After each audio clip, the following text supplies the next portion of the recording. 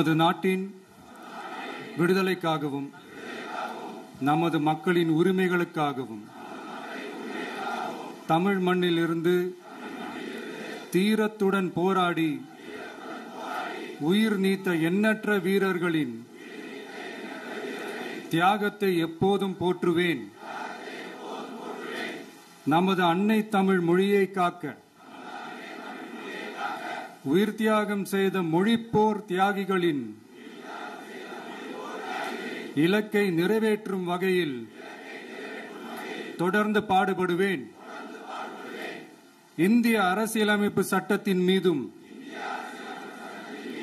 இறையாண்மை மீதும் நம்பிக்கை வைத்து அனைவருடன் ஒற்றுமை, சகோதரத்துவம், மத நல்லிணக்கம், சமத்துவம் ஆகியவற்றை பேணி காக்கின்ற பொறுப்புள்ள தனி மனிதராக செயல்படுவேன்.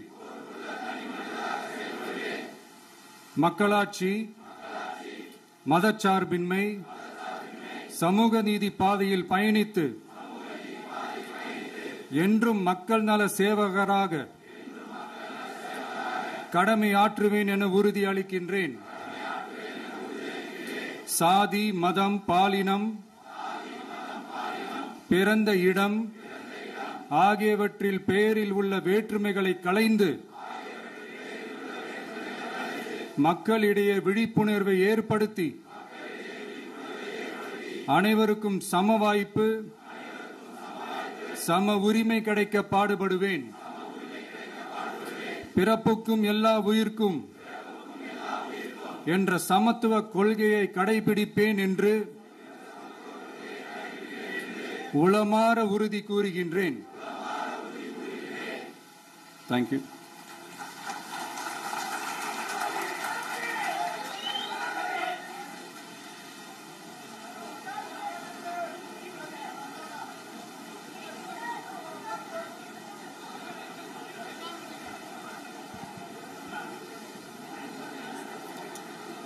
அனைவருக்கும் சம வாய்ப்பு, சம உரிமை கிடைக்க பாடுபடுவேன்.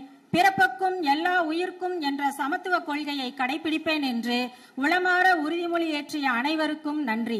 அடுத்து, உலகெங்கும் வாழும் தமிழ் நெஞ்சங்கள் பெரும் ஆவலுடன் எதிர்பார்த்து காத்து கொண்டிருக்கும் தமிழ் வெற்றி கழகத்தின் வெற்றி கொடியை நமது தலைவர் அவர்கள் அறிமுகப்படுத்த உள்ளார்.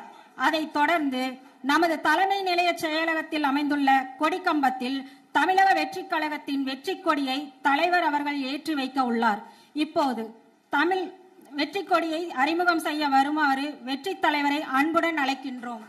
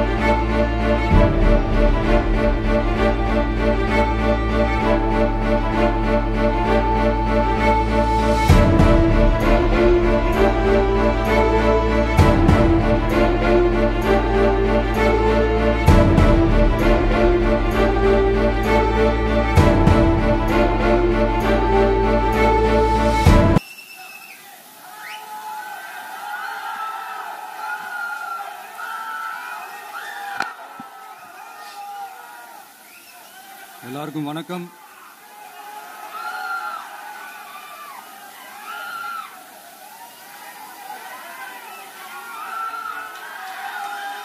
இன்னைக்கு நம்ம எல்லாருக்குமே ரொம்ப சந்தோஷமான ஒரு நாள்.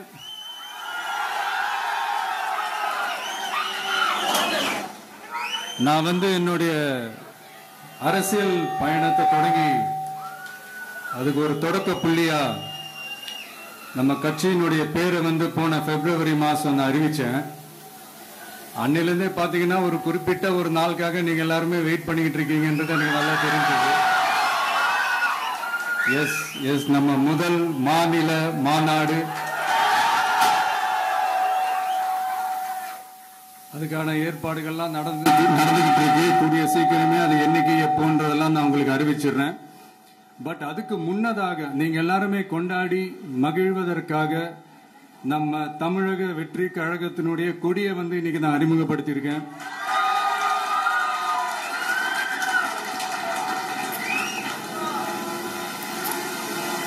இது எப்படி சொல்றதுன்னா ப்ரோ, அதாவது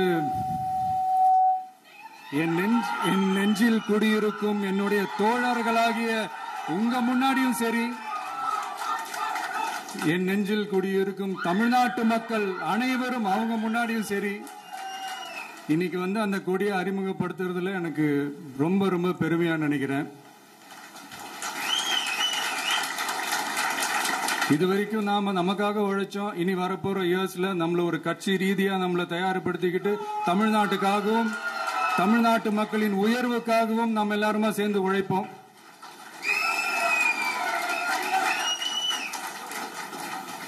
இந்த புயலுக்கு பின் அமைதி, ஆர்ப்பரிப்பு, ஆரவாரம்னு நம்மளுடைய கொடிக்கு பின்னாடியும் ஒரு இன்ட்ரெஸ்டிங்கான ஒரு வரலாற்று குறிப்பு ஒன்னு இருக்கு.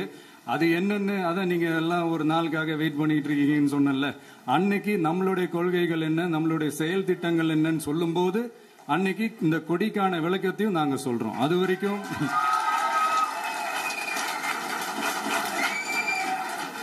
ஒரு சந்தோஷமா, ஒரு கெத்தா